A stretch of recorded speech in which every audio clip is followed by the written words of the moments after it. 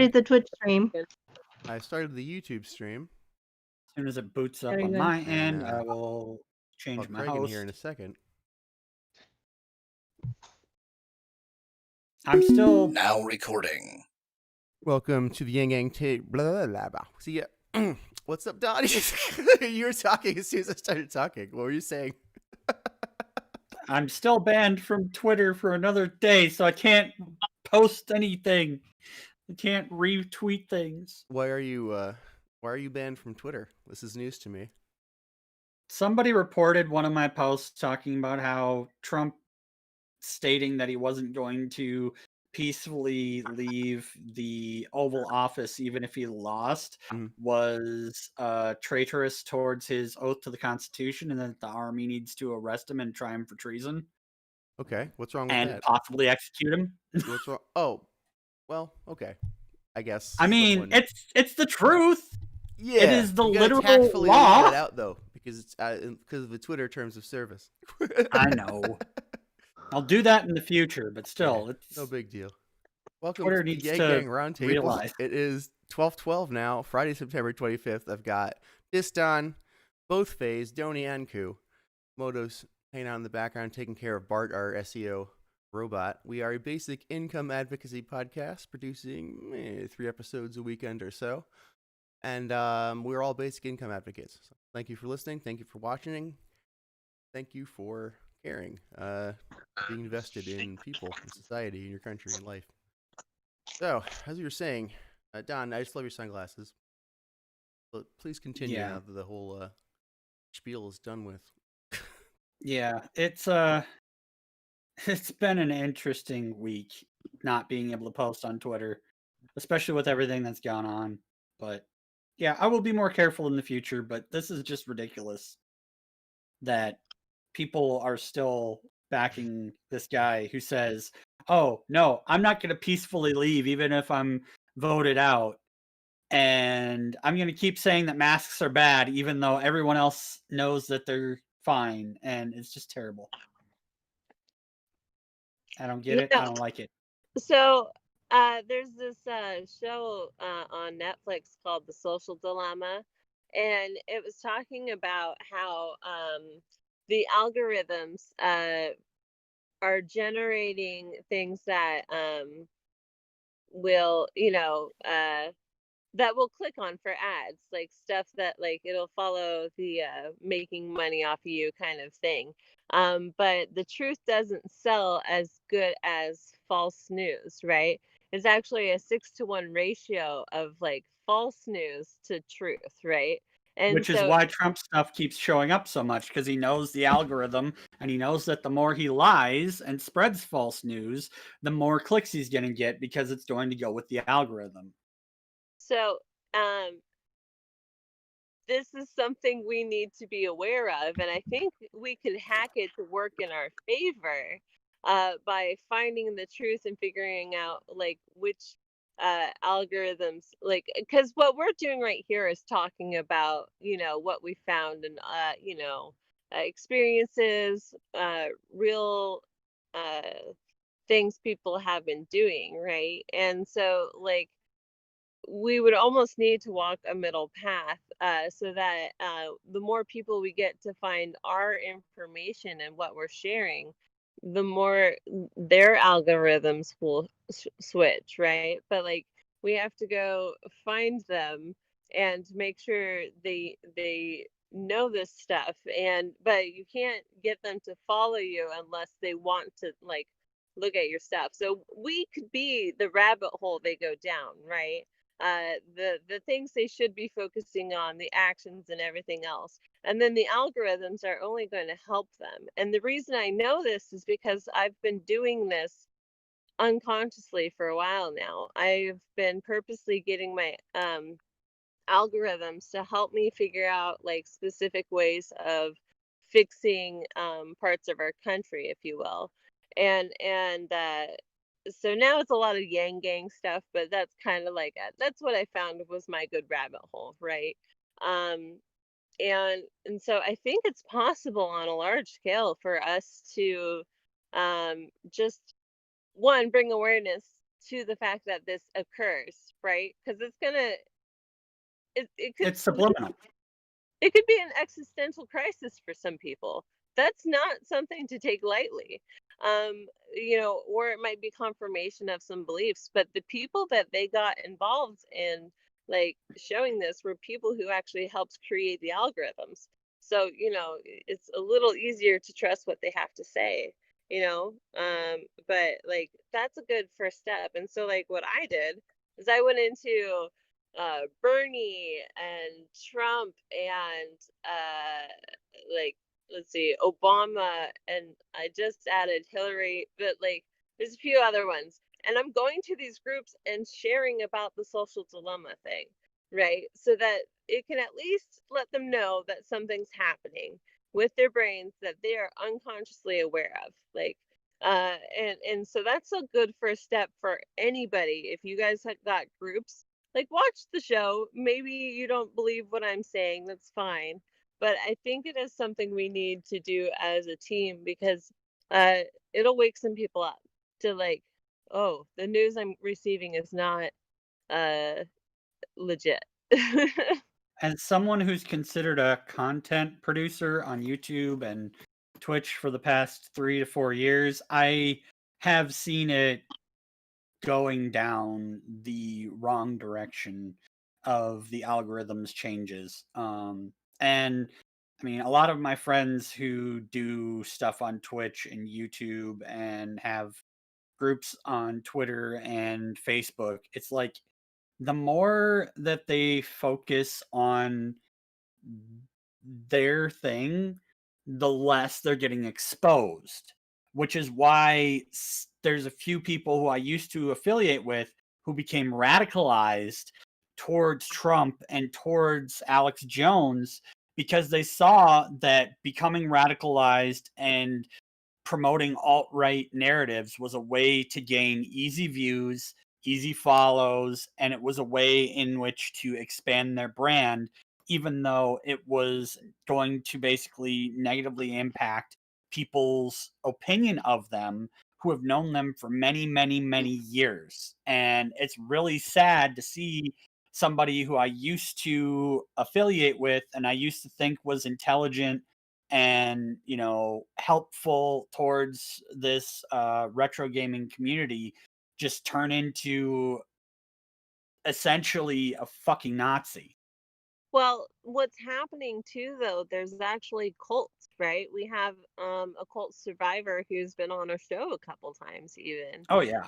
And so like when you're in these small pockets of information, you're almost in a bunker, if you will, and you're only hearing certain things be talked about. We call it the echo chamber. But like now, It's like a cult yes, because you've but got your leader who disseminates the information they want you to know and that they want you to ingrain into yourself and your mental vision of the world and then regurgitate it to as many people as you can. well, yes. So, which is why, like, helping people with critical thinking in these other groups is important. So, like, I slapped a question in each of these groups of thoughts on universal basic income. So I wasn't saying it was good or bad, but I wanted the gears to turn in people's heads, right? If you ask questions, the brains are going to try and find evidence for what their beliefs are, right? And so it's almost like letting you see how much support is there, but it's also non-threatening if you aim it towards a goal we want to move towards, right? Get their brain thinking about goal orientation using trigger words. When I said universal basic income, that's what people are focusing on, right? But if you say, how do we get out of this hellhole? Your brain's going towards hellhole. Okay, so we want people's attention to maybe go towards solution based, right? So what's your thoughts on universal basic income? But you just do subtle things where you become like friends and like a conversation starter, right? And this is how you get people to be more interactive as well. And then so once you start stirring them, it's a good way to get them to lift away from a certain idea and float maybe towards like, you know, a Actually guided, thinking about the options. yeah, yeah, and like and post videos to help you know, I hate to say it, but like it influences the next thing they're going to say because you've primed them. Okay, we can do that in positive ways. We actually know some of the things that they need to be thinking about, right? So I primed them with the social dilemma. Right now, what am I next going to do while they're already stirring? Because like now there's an information overload that they're like, oh, I need to reevaluate all this information, right? And do I believe it and stuff? And then you're like asking questions. Oh, was I being misled about this? And so it's psychological tactics I'm using just because I think it's very necessary, and I'm not trying to do harm because it's all self-led, right? They can come to their own conclusion, but if you're teaching, if you're a teacher, you're going to like do the same thing.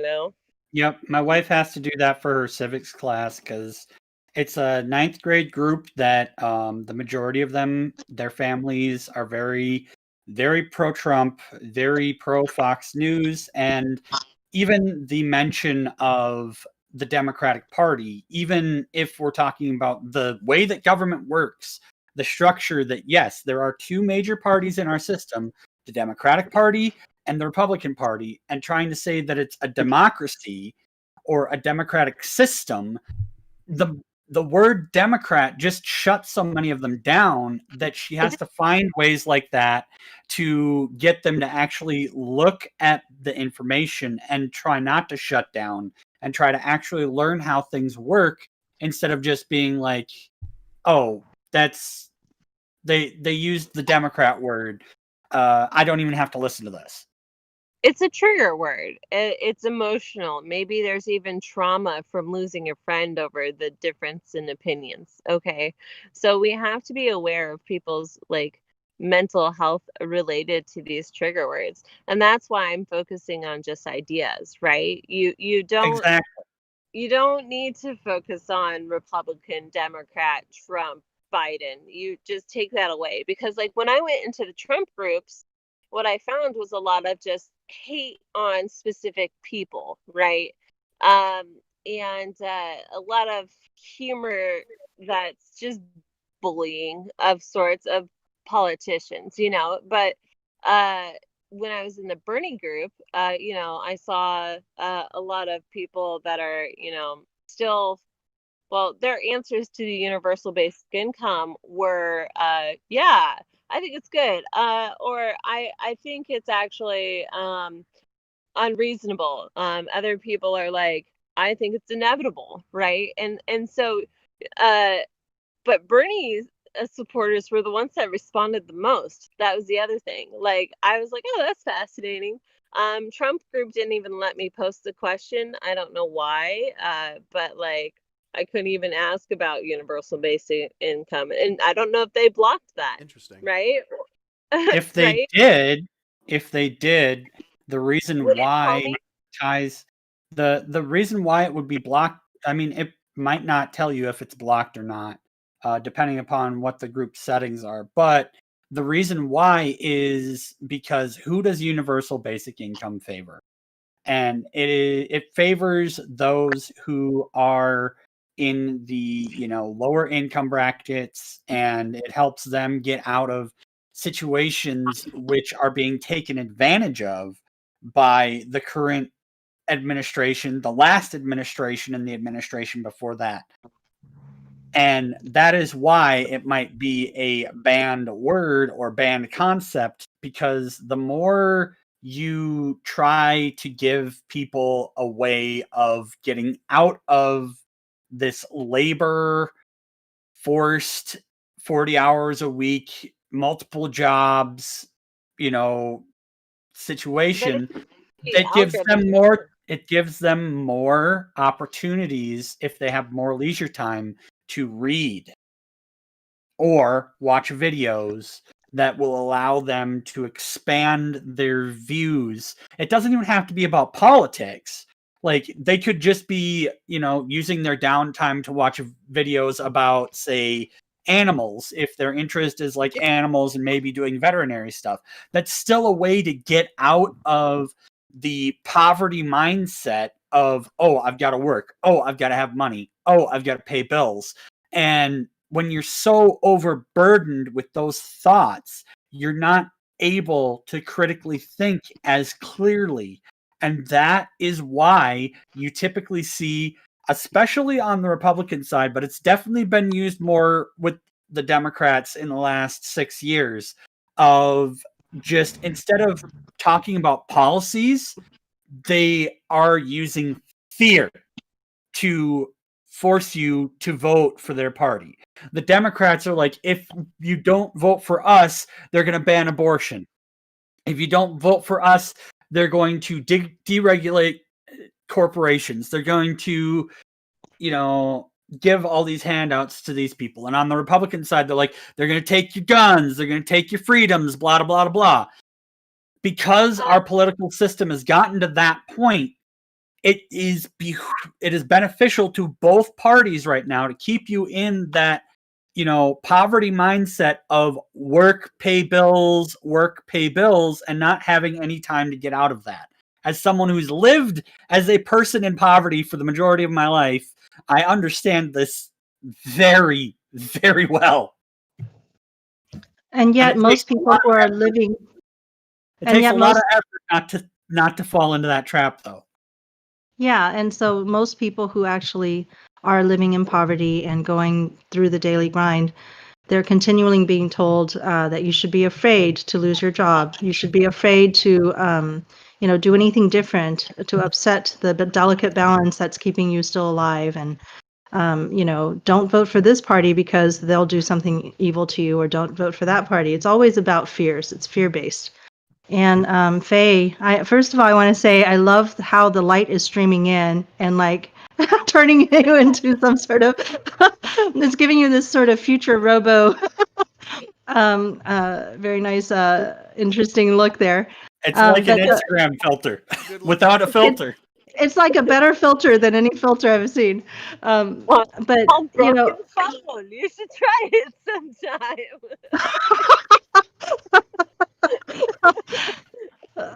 Authentic. It's set up perfectly. Yeah, but it's very, I don't know, steampunk or something with the, you see how your letters are turning all yellow and bright like they're glowing? Guys, we are the authority on poverty. These other Are we? podcasts, I mean, people with money and jobs and things talk about people in poverty, but we are the people. We're the authority on us. Well, yes, and we're also the authority on how to continue living with freedom while you're living in poverty. And that's the thing, is that's something that all of us are very focused on. It's hard, but it's doable. It ain't easy, but it's doable. When I was I'm giving kind of an anthropological experience. Some rich people who listen are like, fascinating. They can go slumming without actually slumming. They can just come hang out with us for an hour. But the interesting thing is when you're in jail, right?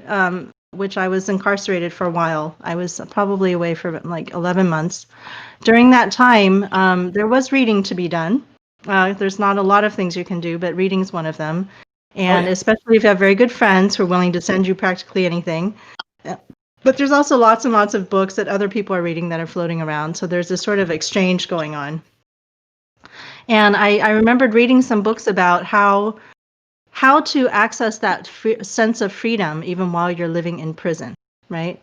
So you're in jail, you're incarcerated bodily, but you can still have, and you have all these restrictions on you. There's very little, there's this confinement.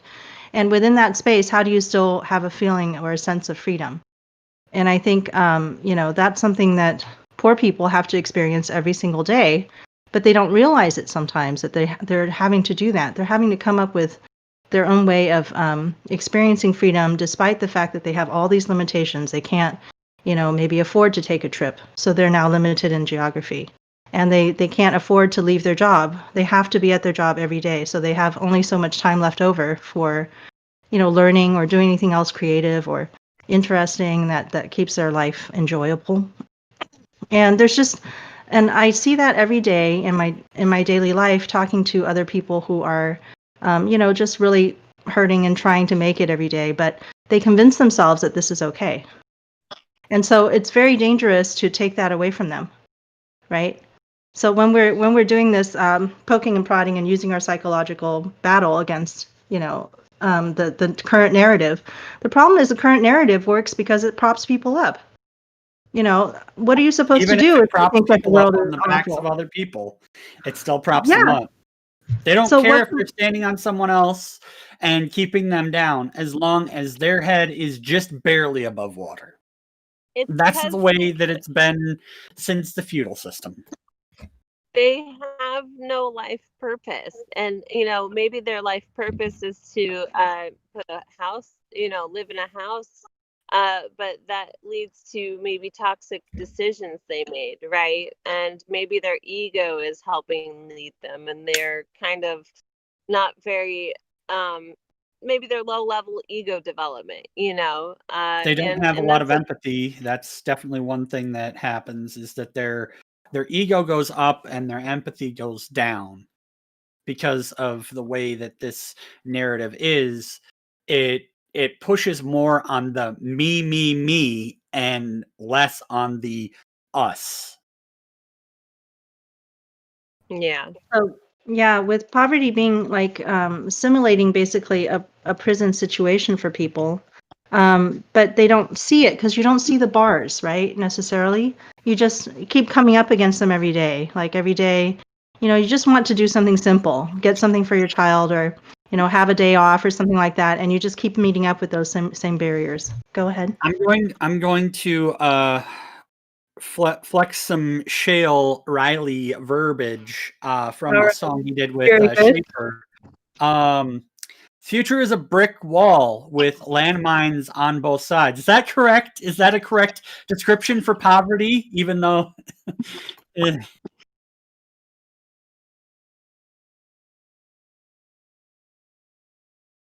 but you can see that the person who the song's about is definitely dealing with poverty, though. Shale, your mic is low. Thank Mic you. is I turned low. my gain way down. I totally forgot. Yeah. Yeah. Let's the future is a brick wall with landmines on both sides. From To the ground. with Schaefer. The little known record. Yes.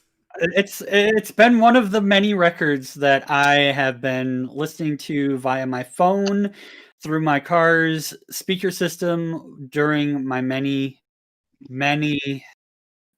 hours on back roads out here doing census. I should post the link in the arts and. And why not in the live stream chat? I don't know. He doesn't want to self promote too much. I don't know. Well, yeah, sure. I don't get it. Yeah. Came up. Yeah, sure. We could put you on the buckle up with it. Well, because they have. Okay, this is why. This is personal. Like, if I'm watching someone's podcast and they're like, "I'm also this unrelated thing. Let me promote myself." I'm really turned off by that person. So I just try to not like self promote my like music or anything on the show. But thank you. Yeah. It just fit too well. No, yeah, I appreciate for it. the discussion is why, because it just like it's been in all it and stuff from Lamb of God and Slipknot has been just all up in my business for the last couple of weeks. I'm an interesting company there. Like, I feel like I'm the odd man out. Not really, because I've also got Master Sword and lots of OC remix. Just no, I just mean, like, I'm not as hard. Anything and everything. Not quite that hard. I remember Slipknot from high school. Anyway, this is a politics show. Well, I mean, right now, I made the topic, how to break the toxic narratives in a gentle way by, like switching out. You've got to take this, if you're going to take this narrative away from them, we've got to give them something that can immediately shore up, Replace it. You've got to replace it, because if you don't immediately give them something else, you can just go crazy and just be angry. You could be upset. You could be sad. You could throw your hands up in the air and say, just not going to work anymore. I'm going to get a gun and go out and do something, right? And it's dangerous, right? It's really very dangerous. easy. It's very easy, especially with the current situation, not just in our country, but in the world, to fall into the level of hopelessness where it's like, well, I don't have a future. I don't have a life. I'm going to go get a gun and go postal on XYZ, government entity, or, go to a mall, or go to this place of business, or, whatever. This is how domestic terrorist active shooter incidents happen. Well, one way they happen anyway. And yeah, it's like, it's almost losing your religion, or losing, it's like losing God all of a sudden. God is not there for me anymore. He doesn't care. And then, and then what? So when we do this, trying to use the psychiatric sort of model of how do we get people to think about things, the context is really important, right? Like that's what Faye was saying, is you have to first create the context and make sure that you're very careful what context you start bringing this up in. And so, for example, I was just attending one of those, I attended that income march, right, over the weekend. And then afterwards, we had some meetings and to talk about, what happened and what we would do better, because Hexel's like that. And we had someone come and talk to us about how they had set up a very large sign, right? This is why we always start with, what would you do with $1,000, right? Or so this time they put, what would you do? Yeah, what would you do if someone wrote you a $2,000 check? Okay, and that was a question. And he said that the important part of that was, first of all, that's basically like creating the context, right? Before you talk to them about politics, right? You've got them, what they're thinking about, which makes a big difference. Just come up to somebody who's not even wanting to talk to you and just start talking to them. So this gives people a chance to come up to the sign. It gives them a chance to sort of choose to engage with you, right? And if they, and then they have to actually be thinking about that question if they're going to write something on the sign. So he let everybody have markers, right? And people could write on the sign their answers. And he was like, I have to really hold myself back and not say anything to them when they ask me questions, and really force them to engage with that question, and if they actually do write something, then I allow myself to talk to them and maybe have more, But he says the question that you really want to avoid people thinking about is, what would other people do with $2,000, right? The question is, you have to focus them on, the main thing is focusing them on, what would you do? Because that's where we all go wrong. That's the most human aspect of it, is that when you think about what you yourself would do, it's always good. It's always something important, because you're a good person, you have good judgment, so on and so forth. I don't understand why people think about what people would do at all. Like, why? But if you say UBI, when you start out with UBI, most people are thinking, what people do with their money. But most people are thinking about money being given to other people. And most people, especially those who I have talked to within my own family, like to think, oh, they're just not going to work. They're going to be lazy and welfare babies, and they're never going to work or contribute anything to society or whatever. And they're just going to sit at home and be fat and lazy and blah, blah, blah, blah. Who cares? Well, the most human exactly. Who cares? Who gives a fuck? Fuck you. The most human thing. What's wrong with you? Why do you want to hurt these people? What's wrong with you? You have to really get down on people, I think, when they do that. Tell them it's not okay to feel that way and that they're sick. I don't know. Well, but the thing is, you don't want them to go in that direction in the first place before you even start talking, because the most human thing to do is to not trust somebody else and to trust oneself, right? If you have two people, you and somebody else, and you have a different opinion, who do you trust, yourself or that other person? In general, you're going to trust yourself more. You don't care who it is. It could be your parents. You'd be like, you trust yourself. You don't trust your parents as much. Or it could be, some authority. And maybe you agree with that this authority really knows about medicine, but you don't really trust them to know that much about yourself. And so you're still going to go with your own decision, right? So that's the most human thing, is most people trust themselves more than they trust other people, especially if they don't know this unspecified other person. So before you start the conversation, it really has to be, self-focused, so that they feel like this is something that they can trust people to use correctly. And if you allow them to start going off into the direction of other people using their money, then immediately it's the mistrust. I don't agree with that. They're going to take my money out of my pockets and do something with it, because if they get something, what if it's unjust somehow that somebody else is getting something that I don't get? And so it becomes very negative. So that's the real issue there. How do we get that out of our culture? I feel like that's Oh my goodness. Spite is a particularly American problem. We're like the most spiteful culture I know of. What's wrong with us? How do we get that out? Do you think a lot? Flush it. How do we purge it? Do you think it's cultural, or you think it's just a human No, I don't think aspect? it's a human thing. I don't think spite is like it's a normal. It's a human thing, but it's definitely not as prevalent in other societies and other cultures. It's considered childish in other cultures. Here, it's like adults do it, and we're like, good. Fuck that person. Yeah, right. Be spiteful. Maybe there is a do things to make them mad. If there is a human inclination towards spite, it's like society has made a project of removing that, not emphasize, or ideally not emphasizing that. Ideally, if we're talking about, in practice, society probably has emphasized. But when we think about what we want society to be, we want let's not lean into our worser devils. Let's lean into our greater angels. Or bad way to say it, but even if there is spite in the profile of human inclination, it is almost always considered childish, I think, except here and now, right? It's so strange in this current American moment. Am I wrong? Well, I think that our culture does train us on football. And so there's always a team that you're playing against. They're just, to me, I've never been that involved with watching or playing football or things like that, but it just seems like you put a uniform of some color on two human beings. Maybe you're playing footballs from different high schools and stuff. And as long as you have two different colors and two different mascots and two different whatever, we're trained to believe that the other team, we've got to beat them.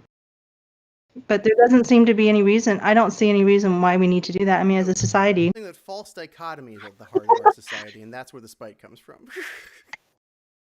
And that kind of spite that you're talking about with sports is not relegated to just the United States. Okay, yeah, and that's true. Definitely not relegated to just football. Yeah. Unless you're talking about soccer, which, oh hell yes, every fucking country has that, and they literally go into riots when their team loses or wins. The real football. The real football, yes. Football. Football. Yeah. But I feel like in a lot of countries, and especially for the poor, who cares about you, right? You care, the people. What you care about is, in Texas, we care about football and God. This is what's going on. You've got your church, and then you can play sports. And what else can you do? In my small town, there's very little other entertainment or other types of social gatherings.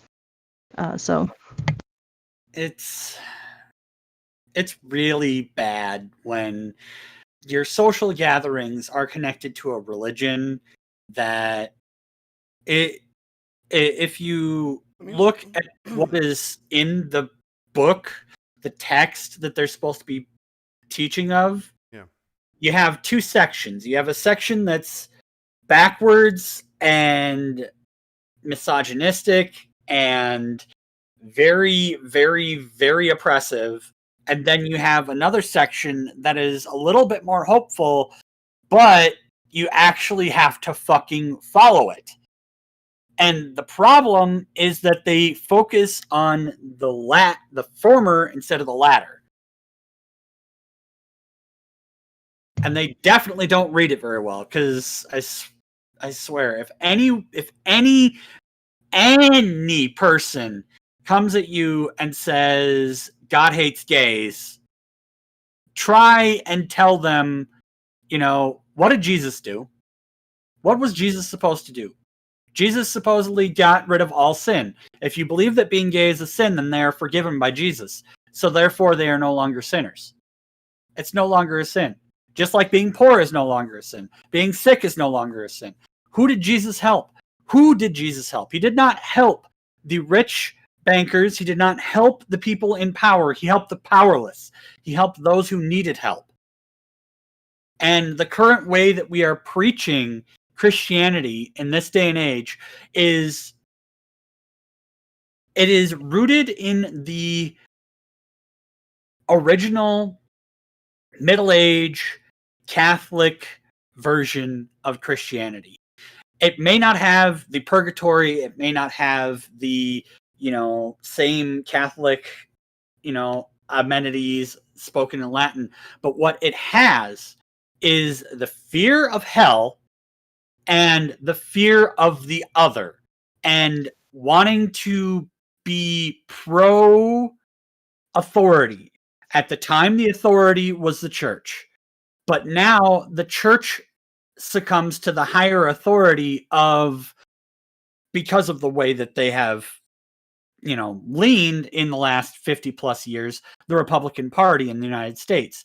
No matter if the people who are being elected under that representation actually represent,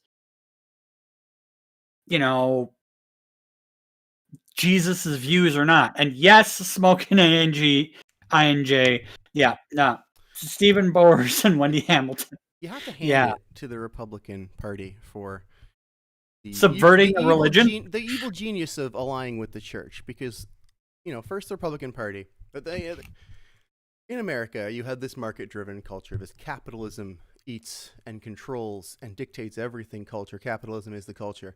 So if you're sick of that and you want something else, like, I need some other basis for my morality than the market, you go, religion, good old-fashioned religion, what humans have had for long before the market, or the capitalism at least.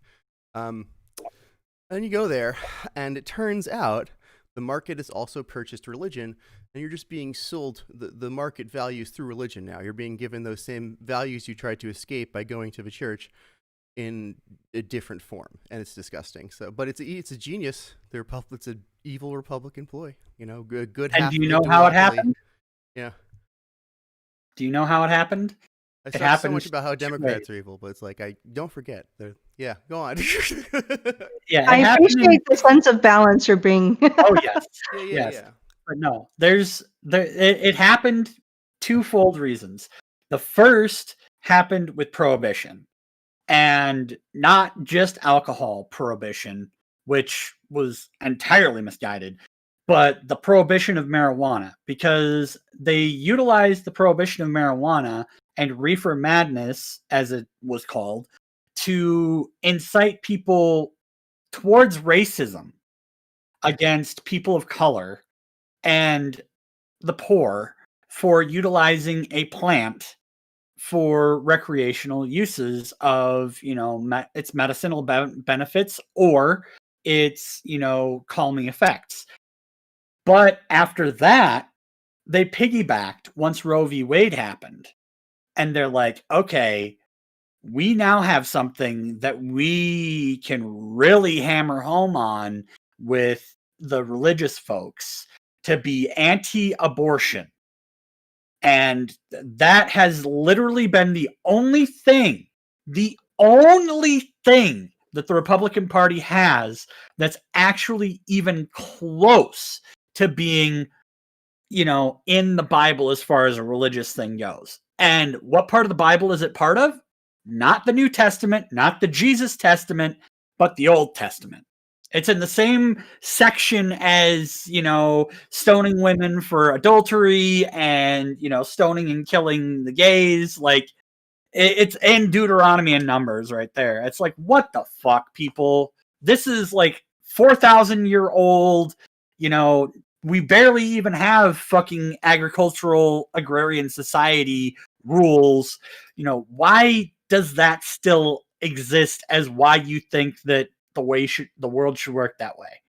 I mean, as much as these people will try and say, oh, we're against Muslims because they're for Sharia law. However, they still go to the same sections of the Bible that are reiterated in the Torah and the Quran about making women subservient.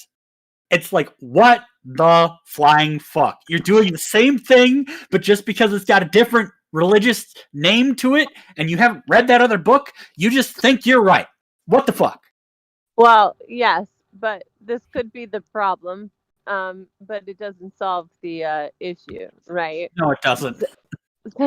So we can complain all day about how this is not working for us, or we reinvent how we go about these kind of things, and we collectively have you know a new way forward, and that's what we're doing here. We have groups that we are developing teams and stuff, and we have a new way forward.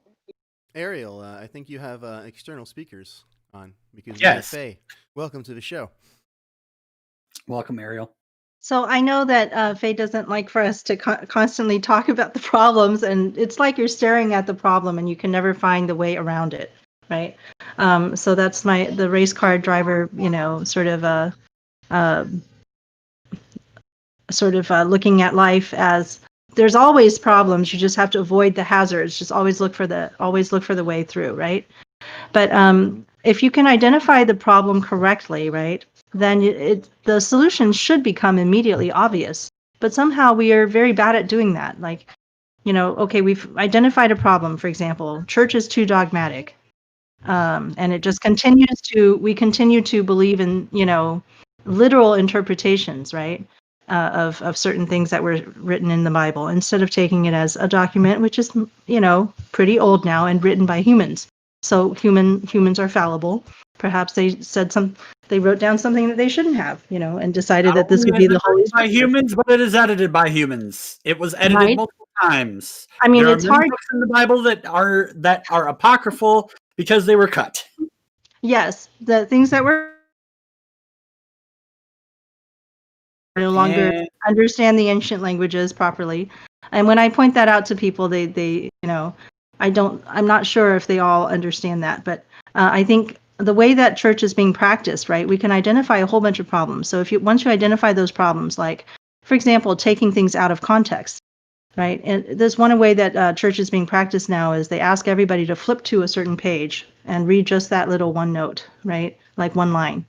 And then you're supposed to get all this meaning out of one line, And there's these things that are happening, but well, the solution would seem to be obvious, right? That's a simple problem. Why don't we just stop doing that? Why don't we not take one line out and then quote it and say this is all the meaning that you can get out of it, and then analyze that one line to death, and just get so dogmatic about what's written specifically in the Bible, every word.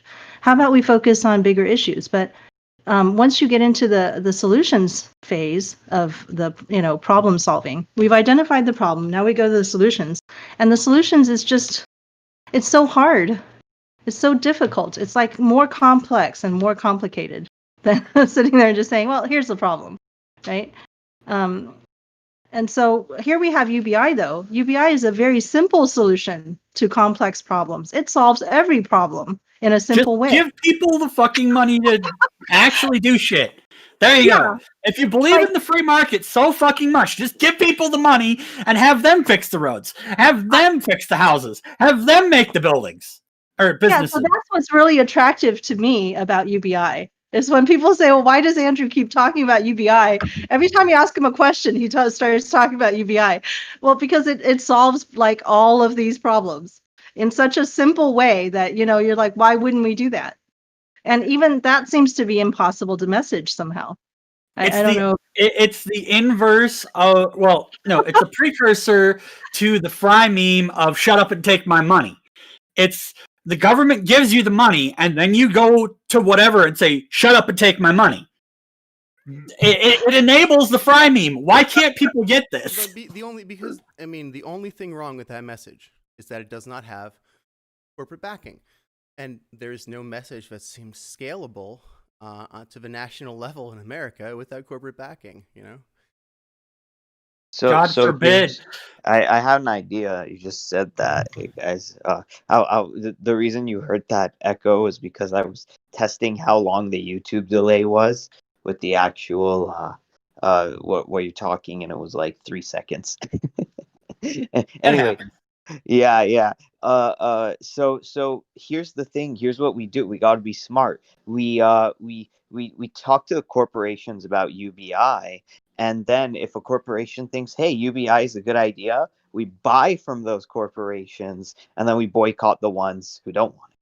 All right, Ta-da! Ariel. That takes Can a you little bit more invite someone organization. from a corporation on? Invite the highest person you can get. I don't know, a store manager, a regional manager, someone from the corporate office. Well, anything, any business, and we'll pitch them in crude yeah, terms on what we're talking about. They'll help because us refine it. here's what they're doing right now. Yeah. Right now, their whole strategy is to like psychologically manipulate people to like buy more things with like taking out a second credit card and going into debt and like telling them about like all of these promotions and like all of this stuff.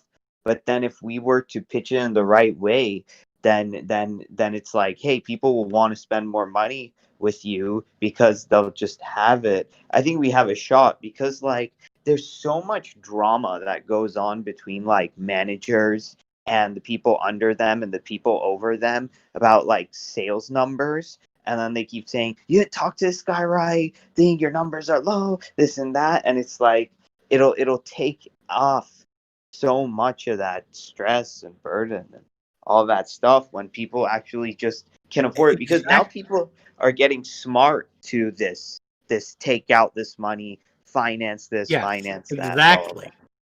And not only that, we're looking at a situation where because that income, that extra money is limited, and also a lot of it is backed up by like a credit card or whatever, then because we know that, okay, if I use my credit card or use this money to buy this, then that means that I have to sacrifice, something else. I have to work more, whatever. So because people know that, they try to make smarter decisions. To go into a, more, I don't know, relevant way of putting it to myself with video games and streaming and stuff, I don't typically buy new games. I typically buy games when they go on sale.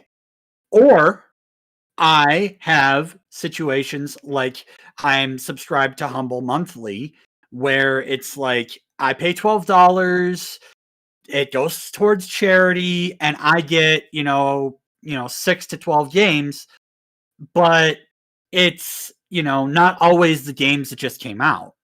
But it's still new to me, and it's way cheaper than going and buying some of these games, which when they're not on sale are like $30, $40, $50. The same thing with, people who would rather like buy Xbox Game Pass or PlayStation Plus. You see when Steam does their usual like pre-organized sales, their winter sales, whatever, the memes about, X% off. And then they have a giant amount of people who buy these games that are on sale for like 50, 60% off. And then all of a sudden, when you go to Twitch, you see a lot more people playing those games. Why? Because they're on sale. And then because people on Twitch and YouTube are playing those games that are on sale, people go to that platform, see they're on sale, and buy the games. So it's the same sort of principle. If you give the people the money so that they can actually buy more things and they can buy them when they're not on sale, you increase your profits. It is good for you as a business to do this. But people are not getting to the corporate heads to give them that information. Can I raise a really scary counterpoint? I love it that we're having this discussion again. It's quite possible that the people who are in the big money businesses, are just purely business to business, and they don't really rely on customers buying anything, which is why the stock market just keeps going in an infinite loop. So people are making their money, and it actually isn't coming from commerce at all, or the free market at all. It's just coming from, well, it was a smaller free market of business to business that people aren't a part of. So if that's the case, then perhaps the answer we'll get from these corporations is care. But they won't say that. They won't say the quiet part out loud, because then they'll make themselves vulnerable. They still need us to not kill them or whatever. I don't know. Do whatever work keeps them rich. I don't know exactly what it really is. Who knows? Well, so see, I mean, what if they fun really part don't? about What if rich that- people really don't need us to buy things? Just hypothetically, what if that is the case? What do you The think? only reason why that is the case at present is because of the 2008 crash and how that worked with the bailouts.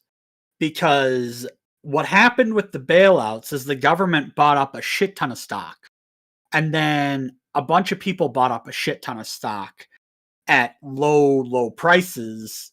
And then now the reason why it's acting as a zombie, stock market without any need of us, even for corporations that do require people to buy from them, like Walmarts and Targets and Best Buys and stuff, is because right now what they're doing is they're initiating a large stock buyback, utilizing the money that was given to them in March, April, May, every time that they've been given any sort of a minor modicum of a bailout since 2008, and especially this year with the COVID crisis, because they know that the best way to survive is to leech off this government socialism that they're getting in bailouts and buying back their own stock that was sold either to the government or to people over the course of the last 8 to 10 years. Right. So I mean, what if they just say, well, that'll keep going, so we don't need to give you basic income? Okay, look, if we really think about what actually happened, think of Yang proposing, instead of a UBI of $1,000 per month, a UBI of $10,000 per month. Now, that's where these people who fear that people aren't going to work anymore and aren't going to improve their lives, that's when that fear kind of becomes a little more real, because it's okay, it's not just a UBI to get you all the necessities you need and to maybe buy a little thing extra here and there. It's like a UBI where literally you can just sit on the money and not having to care. So basically what happened in 2008 was just a UBI for the corporate sector, but it wasn't a regular UBI. It was a UBI of billions of dollars. Yeah, but these people think it's fine that the corporate sector gets that money because they think exactly. They think it trickles down. So it's it's fine. So that's it's like we already Reaganomics. Them it's like we didn't give them a UBI. It's like we gave them a a lump sum UBI of a person who would live until they died of 20 lifetimes over, and well, of course that'll make them lazy. So it's actually the opposite, though. So So we have a toxic narrative that we've hit on, which is that if you take care of the company, if you take care of the business, and you keep putting into the business will give it back to you, will take care of you, right? As long as your business is still running and your business is making money, then it's going to keep feeding all the people that work for it and keep, so the better the business is doing, the better you will do. That's the trickle down, right? Well, that's And I've had bosses literally tell me this. Another day older and deeper in debt. Yeah. I think it's actually the opposite. I think even if you gave people a UBI of $10,000 per month, a lot of people will just still want to work, just because they're going to get bored if they don't work. But well, the real problem is people are bad at taking care of themselves. So we've established that good is how selfless you are, right? How much you're willing to do for other people, how much you're willing to, that's what we considered a good, right? Evil is when you're rapacious and you take and you get it for yourself and you do stuff for yourself. So self-care, we're bad at it because we associate it with evil. and Well, badness. here's the thing, like that narrative of making people lazy and making people not want to do anything and not wanting to contribute to society should actually be aimed at the people who got the bailout money. Oh, of course. It's But that's not like gonna happen. we're But what I'm- misdirecting that, you know. But what I'm It's- talking about is there's this toxic narrative that if you just feed the company and you keep growing your business and you're focused on your business, then your business is going to give back to your family and support your family and do all these things for all the people that business is. So that's why we give corporations all these benefits, because, oh no, all those families have a job. All those families that comprise the business will suffer, right? But when in fact we have to, right, tear down that narrative and go back to basics and say we have to take care of human beings or businesses will suffer.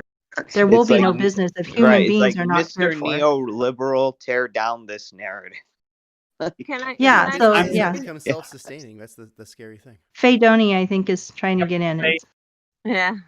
Okay, so I want us to like just do a little exercise with our brains right now. Okay, imagine us as a society as a body, right? And we need food, okay, to live as a being. And when we have these corporations, it's taking all of the money. It's like none of that nutrients is being spread to the rest of the body, right? It's like your stomach being selfish and be like, no, this food is only mine. None of you guys can have any access to this food. Its stomach is mine, right? Well, no. Our body does things on its own without us even like consciously taking care of it, right? But like, so what's ending up happening though is the stomach is like, hey, like I'm gonna maybe have a couple other people that I'm going to be in cahoots with, and we're just going to not give any nutrients to the rest of the body. And so like it's not working out. We don't need arms, we don't need legs, we just need the brain and the heart and the lungs, and we're good. Yeah. Right. Right. The rest of your body we're not paying attention to. So what everyone else is failing to realize is that no, we need to have these other body parts, because then we can do more with this being that we have control over, right? Well, to take the human body analogy, right? And if you say there's people keep talking about the dichotomy between capitalism and socialism, whereas socialism is like, oh, they think of that as being top-down planning, right? We're planning for, you say, whereas the socialists are saying we're for the people. That's why we have to do this top-down planning. And then in capitalism, you're like, well, you don't need that. Everybody's going to go, everyone for themselves. It's like all the cells for themselves. This organ's fighting that organ. So, but neither of those is actually how things really work. Both of those are just not true. Yeah, Right, that's go a ahead. different What axis. you You're talking realize about is you need- authoritarianism versus libertarianism. Anyway, go on.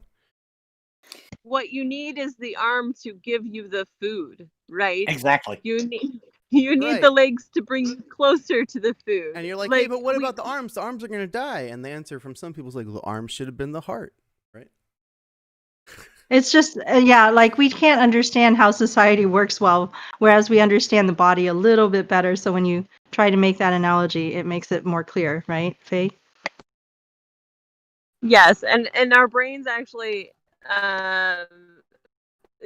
can fill in a You're lot breaking of the up again, blanks Faye. if we use comparisons like this to the body, right? It's just how our brain likes to. I know. I'm sorry. She said fill in a lot of the blanks. Can you hear me now? Yeah. Yeah. I hate to go and dissuade from this discussion, but we've been ignoring the Twitch chat. Smoke and Jay said 70% of the economy comes from consumer spending. The extra $600 a month that was given to those on unemployment kept it juiced, and that's why we didn't have a massive fallout during the lockdown. Yeah. Exactly. Seems that way, But right? people don't understand that, which is why we have so many people fighting against their best interests and being pro Mitch McConnell, being like, "Oh, we can't have another round of stimulus," blah blah blah blah blah. Yeah. People would be lazy, blah blah blah blah blah. Yeah, But it's like those jobs aren't coming back. They already killed the fucking small businesses that half of these people worked at. They ain't coming back. Exactly. Yeah. Thank you for the comment. My hometown is beyond dead. The only business that still exists is fucking Walmart now. I think Because of COVID. Everything that was on the ropes before this, after 2008, is now gone. All the businesses that used the low cost of buying up buildings and stuff after the 2008, they were just beginning to start to prosper, and then this just fucking shut them all down. Yeah. I think it is But probably without, the case that the economy still does rely on real transactions. But I was just floating the idea that perhaps it doesn't. In a nightmare scenario, what if corporations can just self-sustain forever? What do we do then? But anyway, yeah, thank you. If the corporations can self-sustain, then Democrats are really bad at framing things. Yeah, Democrats are not bad at framing things. They are good at losing when they're supposed to lose. No. You should see Liam O'Mara's interview that he had with Boyce, because he goes into it. But Faye, hold up a minute. I have some political propaganda that came into my mail, and I will tell you how right Ariel is about this. So is it from the Democrats? I have one from the Democrats and 3 from the Republicans. So I've got one that says that there's a rookie lawyer that's, never prosecuted a single case. They're saying that, because as recently as 2017, X candidate wasn't even living in Montana. It's like, really? People move? Perhaps he chose to move to Montana for a reason. But, that's stuff that's that.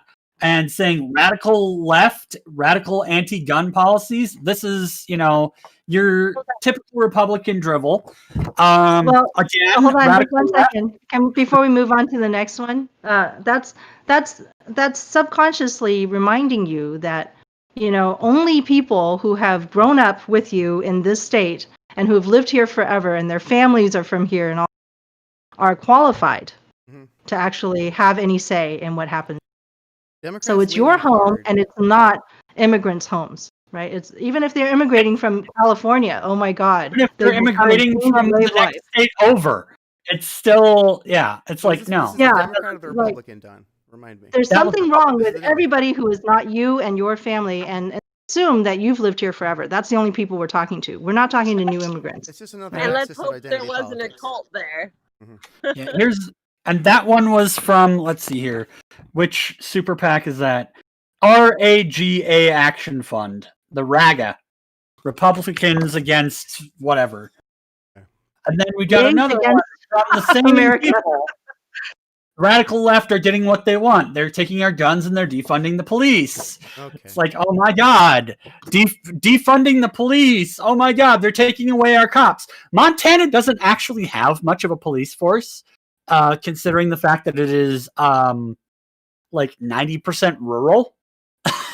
So it's like, since when does defunding the police force actually matter to Montana? You guys all have your own fucking guns and defend your own fucking properties. Y'all don't need police. Yeah, but they're also taking y'all never really have. Oh, but they're taking the guns. Also what, they're not taking your guns. The guns, though, so you're gonna need. They're not taking your guns. Well, there's no way left to defend yourself, right? And you know what else is really dumb? It's like having wanting to have a person in charge who or is from your town, but who cares? That person is still corruptible. And if they're given tons and tons of money to just sell you out, they'll probably do it. Maybe they can be given tons and tons of money. Over again, where we all hate Congress en masse, but we love our particular congressperson. That's the problem. I hated all of my Congress people since I was fucking old enough to vote. I voted against every goddamn incumbent since 2010 or 2006. Yeah. When I was first able to fucking do that. But it's really more like the older voters. But here's the Democrat one. Montana needs a proven problem solver who will fight for Montana values. And then they've got a lovely little, thing in there about, all the thing, like a little letter saying all of their policies and like a little, walk it through the tall grass. And, it doesn't incite people to have an immediate emotional reaction. And that is why Democrats are losing, because the Republicans go directly for the emotional response, which has been scientifically proven to undo your ability to critically think. If you're emotionally invested, that will go before you can even think. Yeah. So if someone, that's what we were talking about earlier with the Facebook groups about choosing our words and choosing how we phrase things in order to get a critical discussion about things. Faye Downey was talking about the social dilemma and, phrasing it in such a way to where it wasn't inciting them to just pick a side before even looking. It was inciting them to be like, I've never heard of that. Maybe I'll watch it. Maybe I'll make a decision. Hold on, but Faye Downey is actually suggesting that we go that Democrat route, though, in a sense, though, right?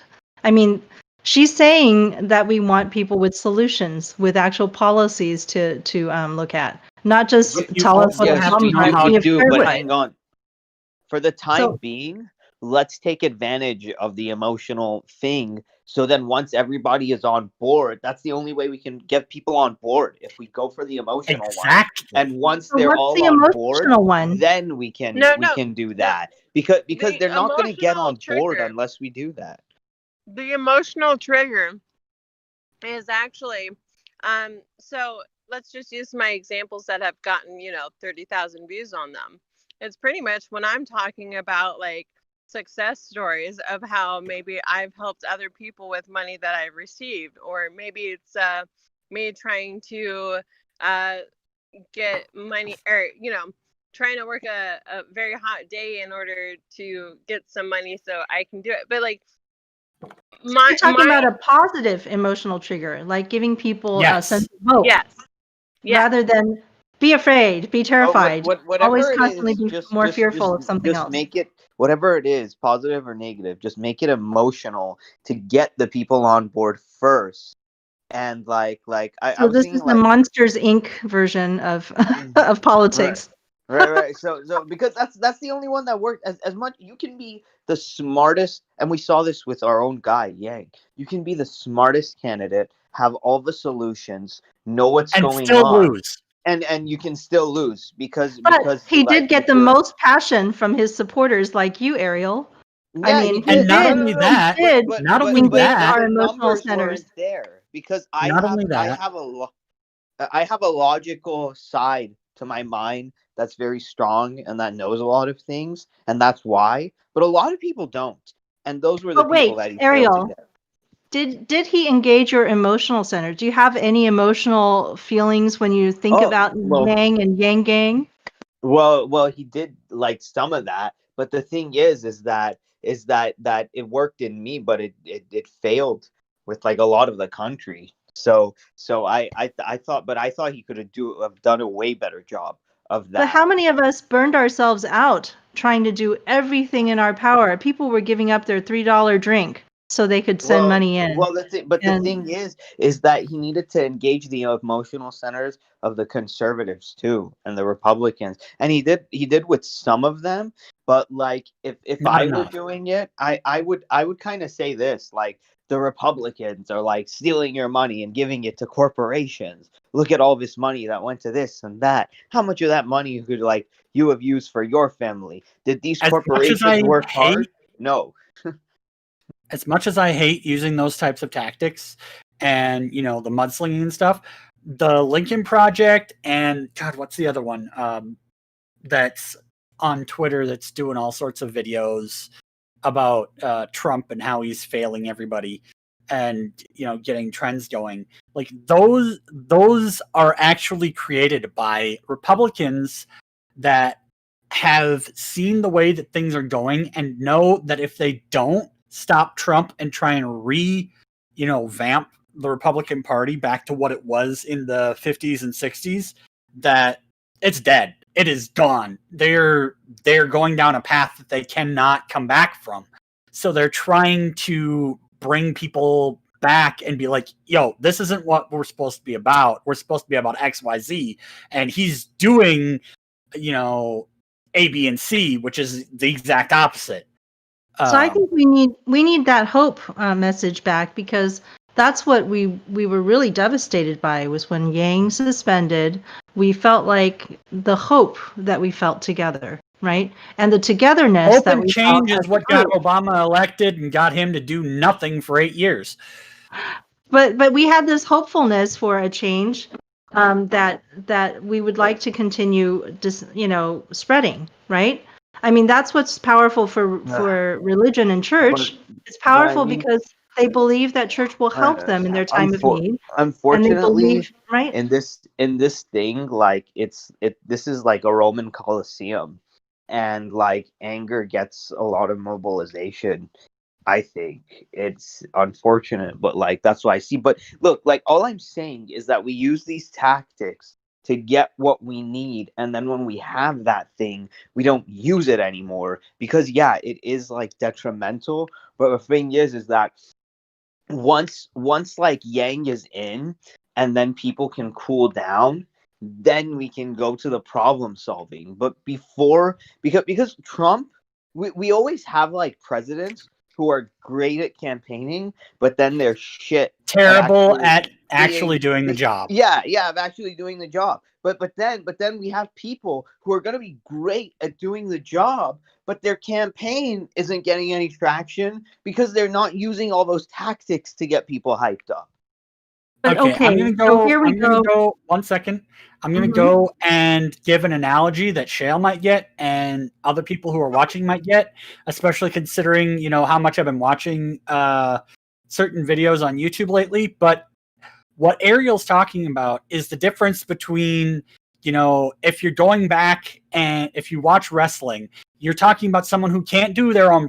Who's terrible at doing promos and only is really good at, getting the crowd involved when they have a manager, versus someone who's good at promos. So, even though, like, without political analogies, just straight on that, we're talking about, Donald Trump is like Stone Cold Steve Austin, The Rock, John Cena. He's able to get that crowd reaction.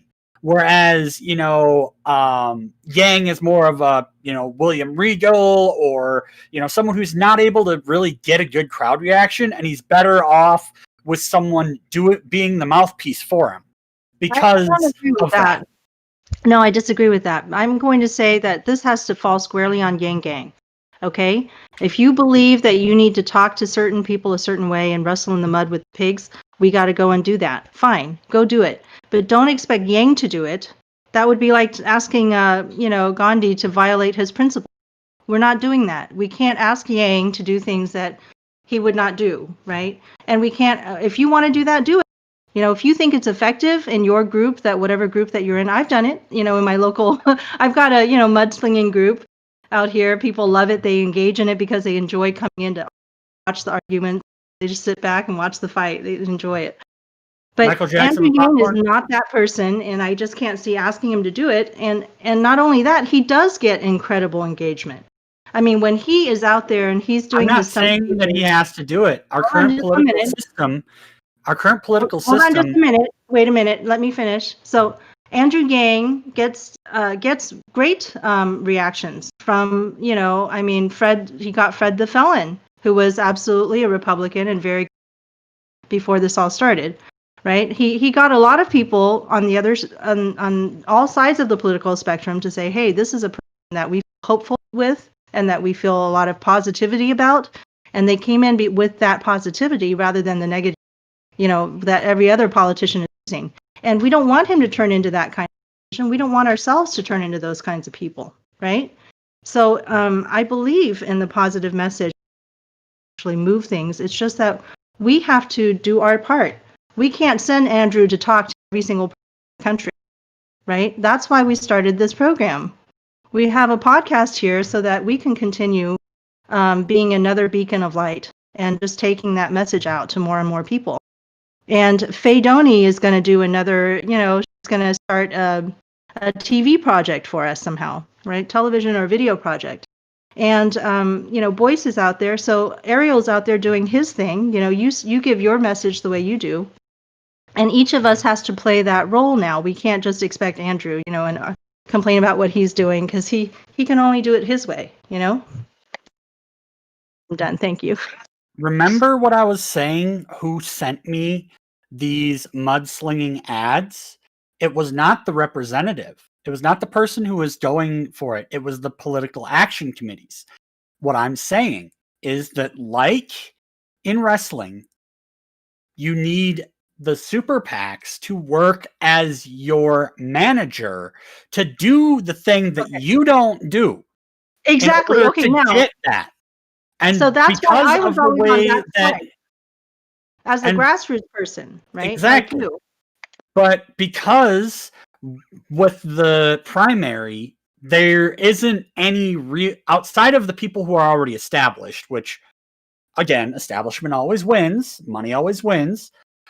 That is why Yang didn't get the kind of support that he needed in the primary. It wasn't our fault. It wasn't his fault.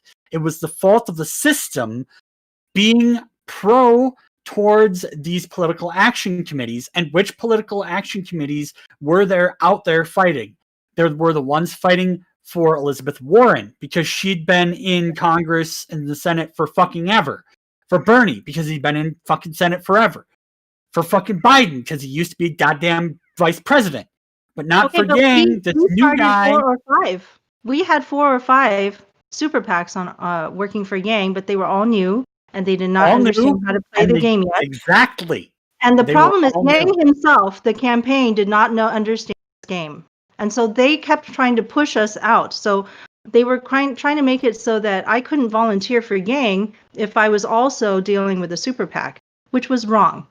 And I had to keep messaging that to people and being pushed back on a lot because I was new to the game too. A lot of us just became activated this past political cycle because of Andrew Yang.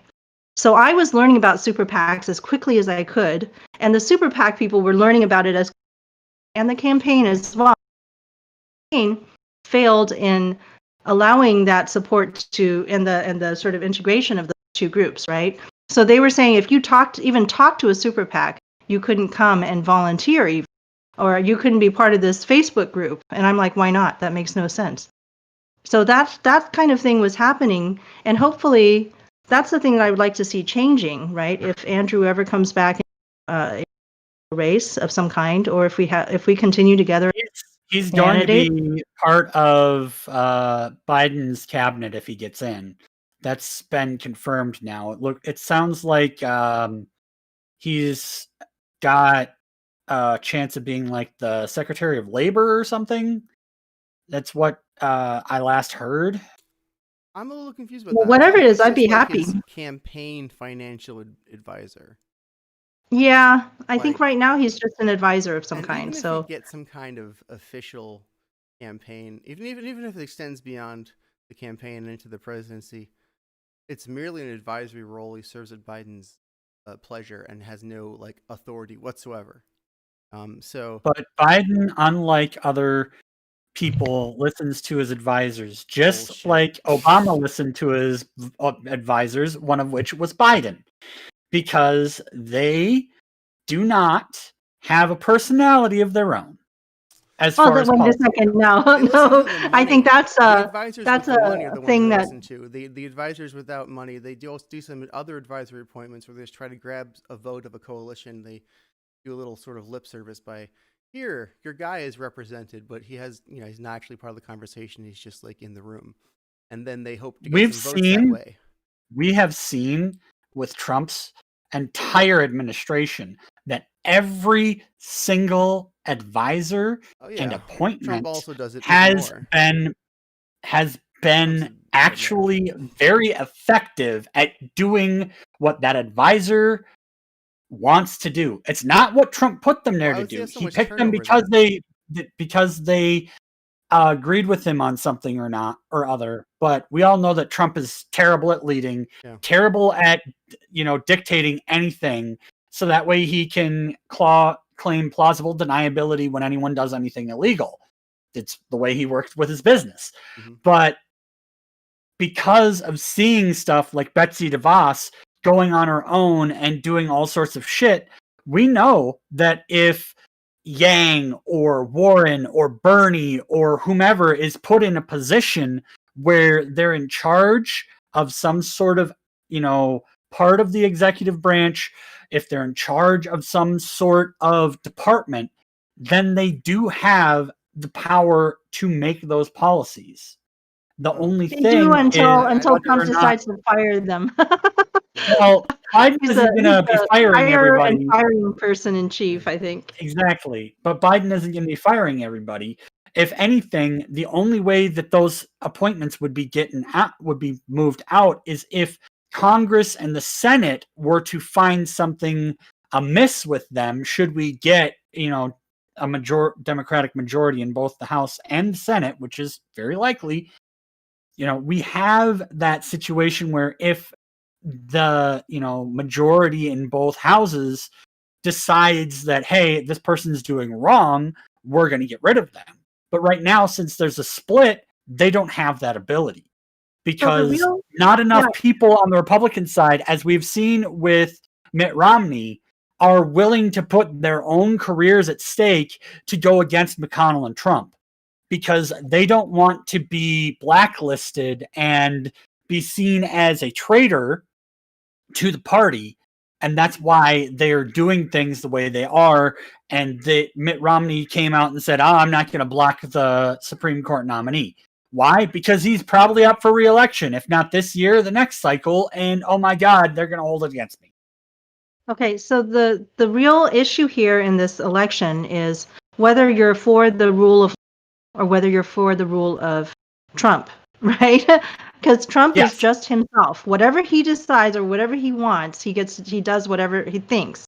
Whereas, people who are wanting the rule of law to prevail and for there to, in a sense, it's almost the opposite. It's actually more, it's almost more traditionalist to go with the Democrats right now and more conservative, because what you're doing is you want to go back to a time when the people in power actually respected, right, the separation of powers and the Constitution and like even the Bible, or like social grace, or like cultural, everything that we respect and honored before and expected our leaders to set an example for has been broken. So it's almost like an election between, do you want somebody who is going to go against all that and just do whatever the heck he wants whenever he wants to at 3:00 in the morning and like yeah. Or do you want somebody who, Biden at least, is going to respect the fact that he's trying to actually put somebody into the office, like Department of Labor or whatever, or cabinet positions, that he thinks is going to do a good job, and not just people who won't go against him, right? So like that's what we used to think. No, you don't think so? No, we've never had. It's a play. We've never had rule of law. It's always been two sets of. We've always had, oppression for the poor and complete freedom from law for the rich, and under the Democratic Party as well as the Republican. It's never been different. There's only more accountability. One problem with what you're saying there. In the Democratic Party, if they win, it's not going to be different. There's one problem with what you're saying there, Shale. Remember Enron? What about it? Enron was a situation where we had a big. Yep, that was bipartisan, but also spearheaded by the Democrats. But it was also before. It was before Bush Jr. Bush Jr. is where things really started going bad. Clinton was Bush Sr. Clinton was very terrible in a lot of ways. Things really started going bad. Clinton was very bad, yes. George Washington is where things started going really bad. But you can always say this started going bad at this time, or you could say it was always bad. So you can't say both, though, right? It's always been bad. So that means you have to go all the way back. It's been, and you can't say it was this person that started it or that person, because it was always bad. I think instead of saying it was bad, we're going to say who can make it good. And is worse a goes- much it's better been way worse to. every president since Reagan. Every single Well, it's not a president's made it who. worse. Every single one. Well, that's the problem is it's not a who, it's the system. So it's like a vote for the system or against the system, because we kind of get the feeling that Trump is going to take down that system. Right. Everything he does. But he's going to put in a different system destroy. that none of us want. destructive. Well, sure, but some people are ready for that. They don't I care. They personally- just want to destroy stuff, be destructive, destroy personally- the government. Will I may want to destroy the government, but I don't want to destroy it that way. What if it's the only way you can? Yes, but I think There almost some are people are other voting ways. that Well, or some vote people in that feel way, that, you know. That's how some If people they If- want to, and yeah, some people are so dissatisfied with governance in our government that they, this madman, right? Or rather than somebody that even looks normal, because it's like you're pretending to be normal, right? They feel like it's almost a pretense to go back to normal because the normal is not good. I feel that. I feel like it's a pretense to go back to normal. This is what Normal was this is horrible, what I'm and I have seeing no a lot of allegiance to people. it, no My interest in plan- protecting We it, need no our interest in body parts preserving and back. returning to it at almost any cost.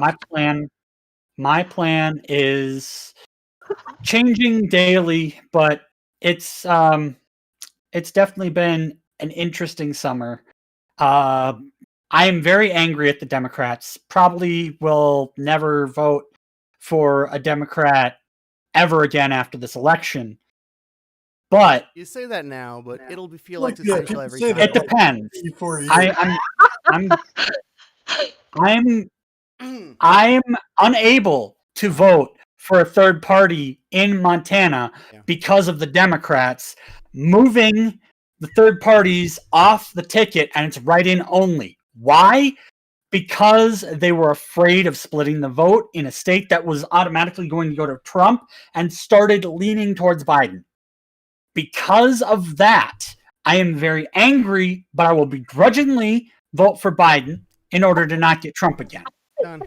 I want to give you a real So quick. their My tactic is plan is working. to actually run for fucking office, Shale, as a Republican under Yang's fucking policies. Yeah, good. Run for office. All right, Destan. That sounds wonderful. But listen, I want to give you a real quick. And metaphor. that's what you need to do. And that's what you need to do. All of us need to do that. right. I want to If give we you a want real change, quick we have to metaphor. run for Into office. your tone No, before- well, no before one Faye yells at leaves, Shale. It's okay. No you one know. yells at Shale while I'm John, here. I really, Faye, I love you. I thank you for looking out for me. But I'm very comfortable with Don expressing himself at me in this way. But I really do appreciate your interest in decorum. I'm sorry Your for interest yelling. in I'm just my feelings. just know that you've all been talking about, we can be the change. We can be the change. Then be the fucking change. As soon as we know if we still have a goddamn democracy, be the fucking change. Doing the show. That's not enough. I'm trying to It volunteer does for- something, but it's not enough. We all have to run either for a state office, a local office, Hold on. for fucking Ariel's Senate, gonna for do it. Congress. Well, I want to give a real Yeah, quick I- metaphor before we I'm get gonna be off the topic. 35 Ariel in is 2 gonna- Before we years. get off topic. I real could quick. run for president. Don, in response to your, this is the last time I will do it. This is the last time. I'm so mad. Let me tell you, no matter what year it is, this WrestleMania is the most historic WrestleMania ever. That is not true, Shale. No, every time they promote it, it's like the most It's historic true. It's always WrestleMania. about to end. And every The world's election gonna end is now. WrestleMania, Don. Every election is That- existential every time. It's the soul of the country at Electionmania. Every time. That Don. is not true. Apparently, I have a better memory than you. I remember in Man. 2004 You can check. when check, I you can- was. I will I find. remember I in will find old 2004 propaganda. when I was not old enough yet to vote Mhm. by a month. Yeah. And it was John Kerry versus Bush Jr. And all it was, Bush Jr. was going on the whole thing of, I've been, handling the stuff post 9/11. We're in this war on terror. We need to keep the president in because of the war. And John Kerry, as a former military official, was like, well, I could take over. I have military experience. I have this, and this policy. Yes, there was some of it, but it was not nearly as bad as it was in 2008 when they had a black man running. And then, out of fear of the black man, Mr. McCain chose a terrible VP pick in a governor from Alaska who only was his VP pick because she was female.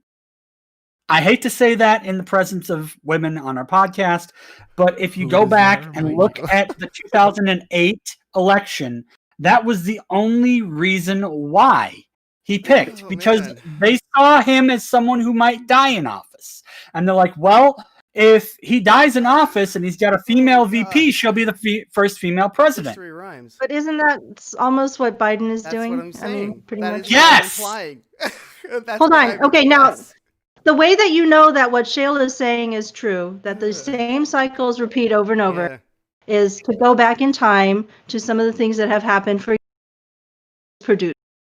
Right? There were movies produced, Wag the Tail, and there was like another one. It was, I forgot the exact name of it. Head of State, for example. Head of State pretty much predicted this exact scenario that's happening right now after Obama. And then, and then before that, just like one after the other, back to Plato. And every single time when you go back to one of these different writers, right, the historian documented what was going on in their democracy, this was happening. And even like, what is it? My brain is not functioning that well, but I'm trying to think of all these. But there's, if you go to John Cleese, for example, in his old age, he says, I no longer care about politics because I have, in my past, been an angry young man, right?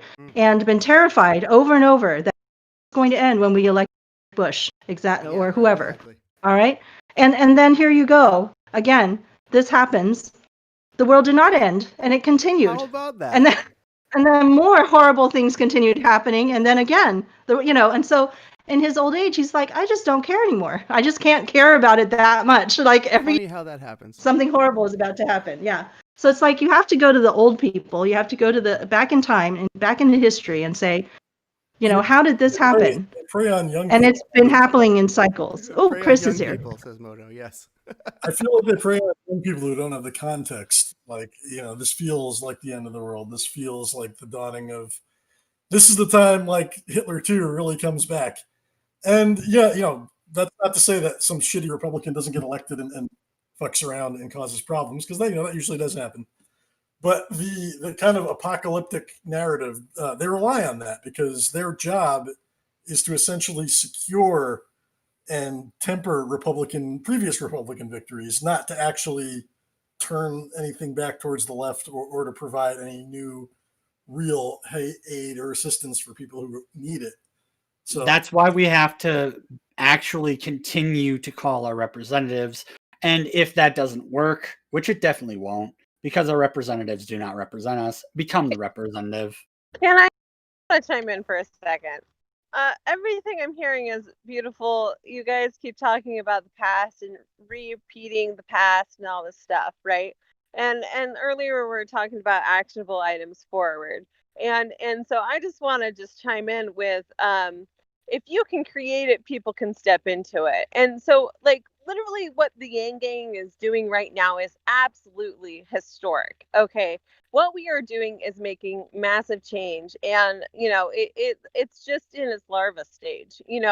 Like if you zoom out, what we are doing here today is going to change the trajectory of every generation after us, right? And we are building systems and education that was lacking because we finally realized how much we needed to step up, and we really are. And now what's going to end up happening is once this whole thing is over, people are going to have time to write their stories out because especially the Yanggang, a lot of incredible things have happened in our lives. And we like creating, a little historical thing about ourselves. But if we don't do it, we have people in a peripheral who have seen what's been happening, and they might be inspired and do a creation, right? And so, like, if we continue what we do, regardless of what's happened or happening, we are writing a new narrative. And then once it's created in film or whatever, someone else can step into that and continue because they understand like the new history, the new path, you know, and that's what we're doing. We're blazing a new trail. And Yeah, if Well we said. see a No, cycle, we're not blazing a new trail. We're just blazing a trail that hasn't been used because our politicians like to blame the other party and not actually well, take there's responsibility. there's really innovation, and there's innovation going on here in the sense universal basic income, and it is something that is going to really truly change the trajectory of our Martin lives, Luther and King can actually wanted it and was innovate. killed over it. Pardon me? Martin Luther Well, I'm King wanted not it saying and was it's killed brand over it. new. I'm not saying it's brand new, like it's not, but it hasn't been We're done picking in up a. work that hasn't been done in over a It's generation. not, but it hasn't been finished. It hasn't actually happened. It's been thought of. The And I idea think has is on been what they're pushed saying is around. we're going about it in a more innovative way, and we're trying to go about it in like all of the angles. So it's like kind of like breathing new life into it. Okay, think of it this way: getting universal basic income in the past, if you're a gamer, is like fighting a really really powerful boss, but like you're not ready to like fight it. But then when you went and you did like all the side quests and you kept on getting XP and leveling up and leveling up and leveling up, and then you came back to that boss. And Oh, it's hold on, like, no. Oh, It's okay, not as no. hard, but it's still hard as Yes, fuck. you're leveling up, but here's the real gamer analogy, okay? The UBI is when you go to the gamer and you as a client meta game outside of the game go to the producer of the game and you say we're going to how about we change the rules so that I don't have to die like every single time I do something. But how about I just get reset a little bit? I get reset 1 month and I continue rather than saying if I fail, right, I have to start at the beginning of the game all over again and So it's like bootstrap we myself don't the want way to play up. rogue anymore. We want like a save function. Yeah, Rogue so is a you actually go to the difficult game. developer.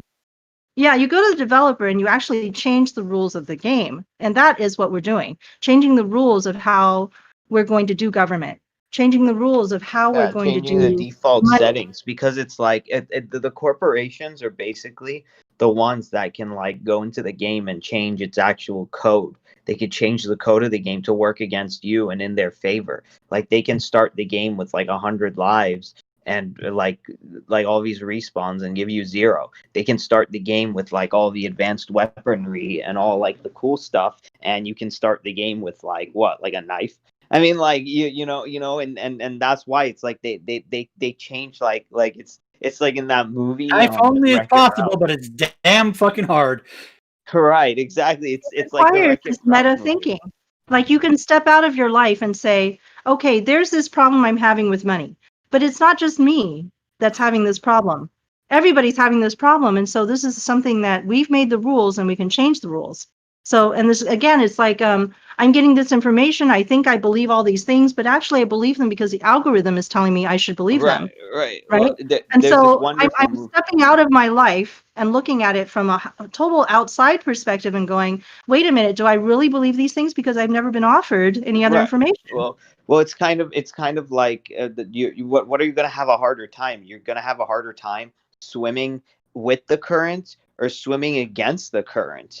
And that's basically what our algorithms are, and the way that our financial system works. There are some people born who get the privilege of swimming with the current, who get the privilege of like, they and there are some people who are born who get the dysfunction of having to constantly swim against the current, and then eventually some of those people get tired and drown.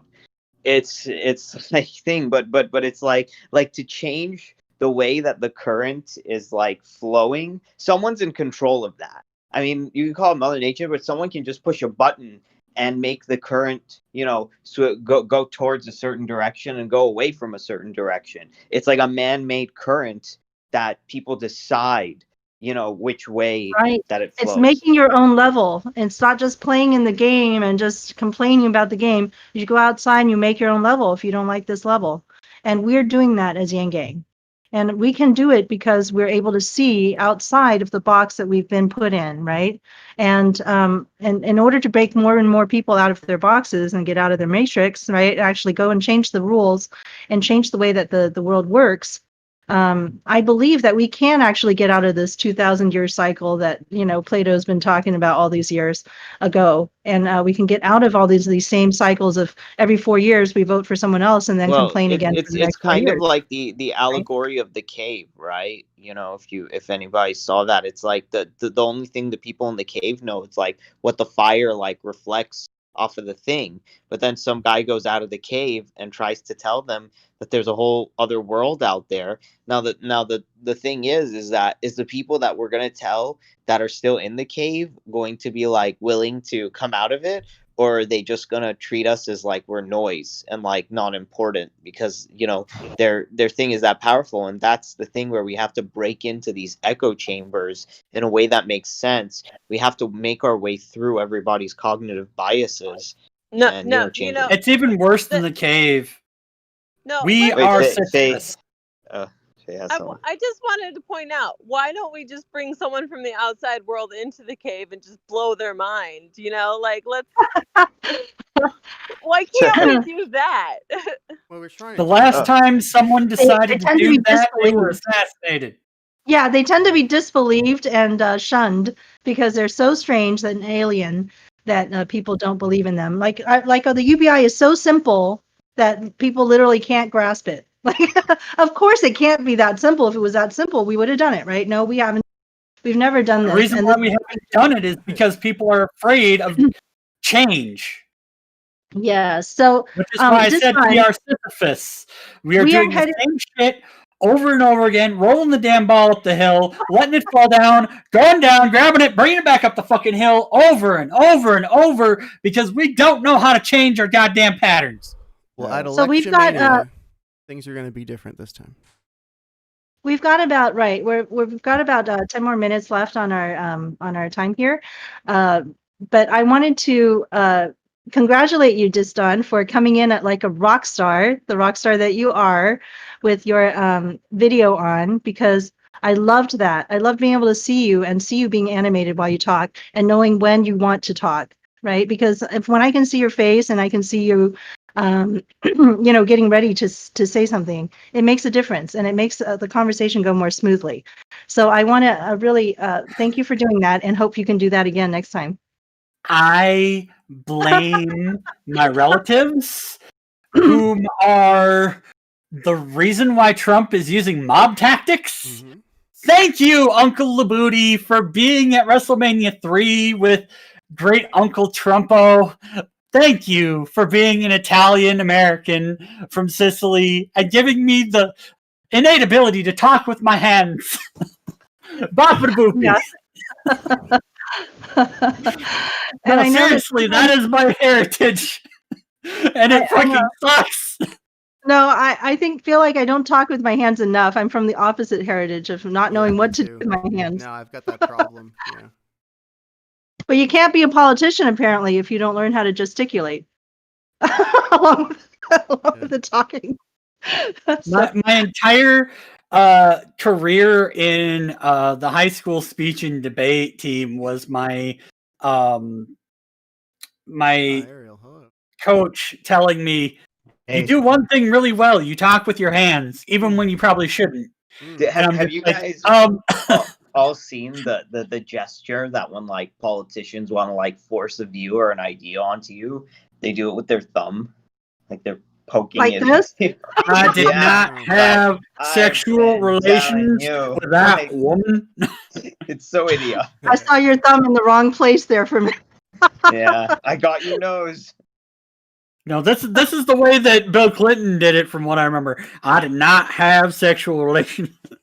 Yeah, but it looked like some other ones were doing it too, like Biden. I don't know, like. But like, This how is dare yeah. she say things about me? She should just go away. Yeah. Now, how dare she actually tell things that happened to her in her real life? Jeez. Sorry. The Clinton thing just got me. Okay, well, I want to encourage everybody to put your information again and credits. I saw that some of you have done that. I beginning. Wait, where's the credits? So have when what you go now? into the live stream chat, right, you put exclamation mark credit, and you can see, or you can actually, Faye, you need to do it again, I think, because you put an S on it. Just put credit. So exclamation mark credit, and then put your information for people to be able to find you after the show if they wanted to just say something to you or, help collaborate with you on something. That's a good way to get to know each other. Just reach out. We are very accessible. We will answer you on Twitter, on Facebook, on Instagram.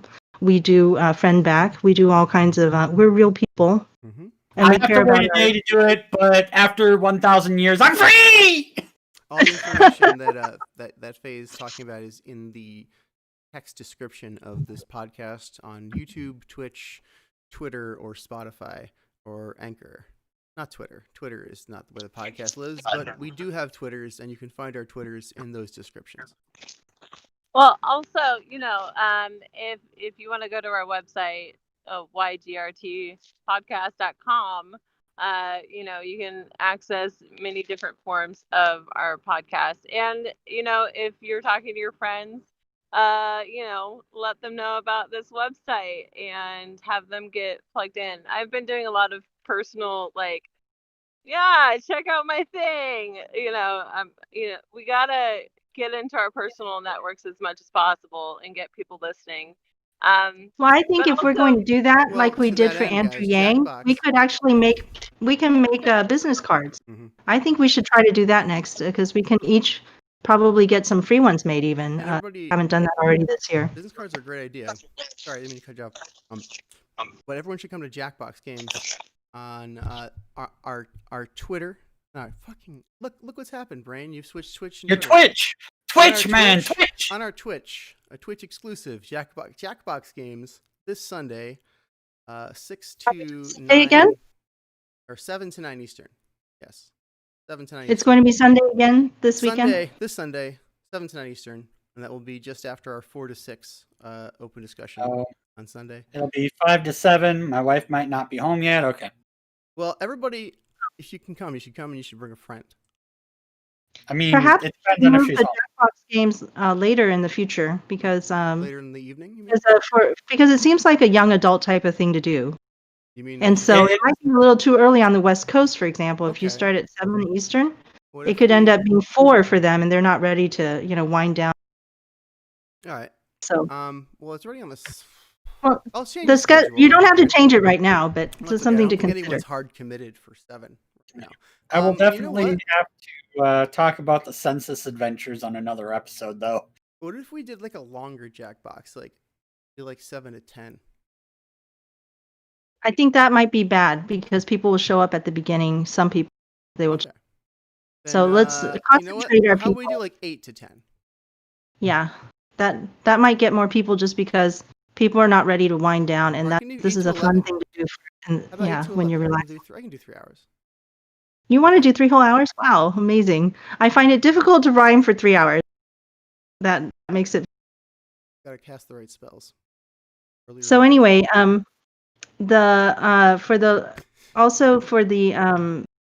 don't we have a guest coming on? I believe we're going to have Emmett Short. Emmett Short of Knee of the Curve. Did I get it right? That's exciting. Yep. So our Sunday podcast is happening 4 o'clock to 6 o'clock on Eastern time. Yep, streamed to YouTube and Twitch, not Twitter. But I'll post about it. Anyway, yeah. Shall we just?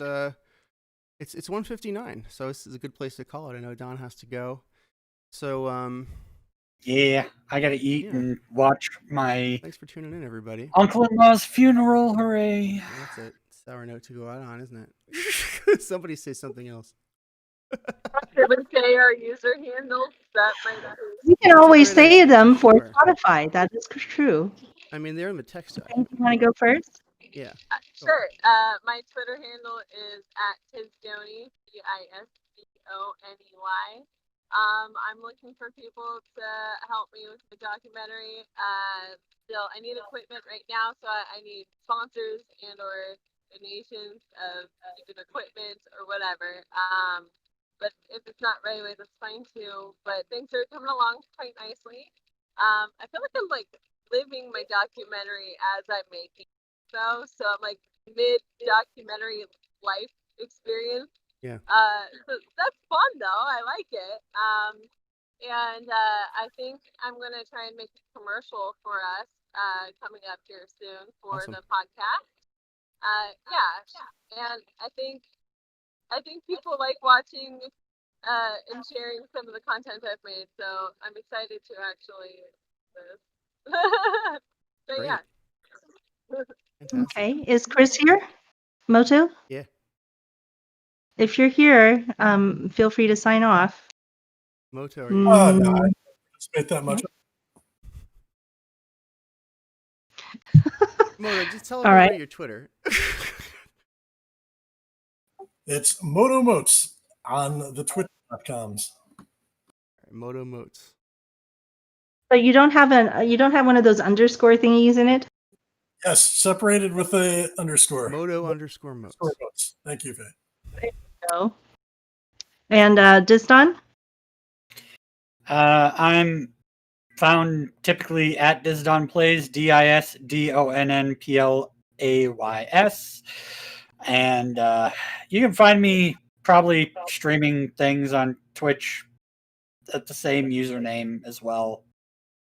If you want to watch somebody be horrible at speedruns. Well, I'm at Palestine Math, and I'm currently You're currently what? Salter, who's running for. I'm looking for volunteers. I've been given a title, youth coordinator. Carolyn Salter's campaign to go to the House, okay, become a representative for Texas 5. So if anybody's interested in helping turn Texas blue, especially the rural areas, and you have a race that's not interesting, where come give us your energy and get rid of the racist who's the current incumbent. So I'm all for her. Ariel? Oh, Okay, you are so yeah, I just need to find that on me. So yeah, you can find me on my Twitter at Ariel's Ariels. So that's ARIELS, and I'm also Revolutionary Thinking on YouTube, and hopefully my interview with Paget is going to be on the 6th of this October. So let's hope that comes through. And then I'm gonna have another interview with Erica. She told me on the 24th. So it's in the Nice. works. So let's see. I'm just crossing my fingers, making sure that they're people of their word, but I'm pretty sure they are. Okay, and Shale, I think that's everybody except for you. I'm Shale Riley. My Twitter is SHAELRILEY. Thank you for listening. All right. Hitting buttons, huh?